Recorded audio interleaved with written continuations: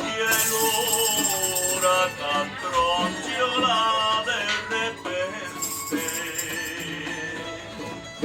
cayendo a las manos la preciosa flor.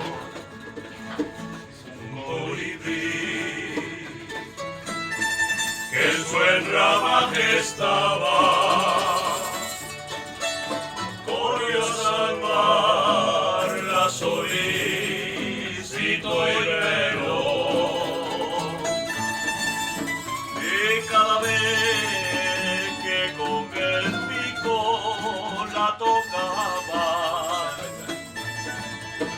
sumergías en el agua con la flor.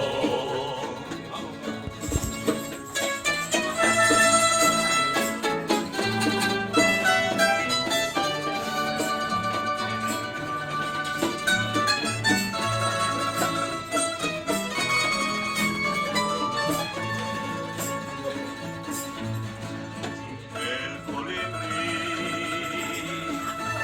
la persiguió constante, sin dejar de buscarla en su aflicción, y cayendo desmayado en la corriente, corrió la misma suerte que la flor. Hacía en este mundo seres que la vida cuestan un tesoro.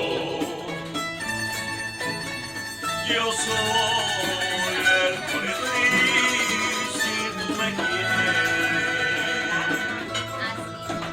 Mi pasión es el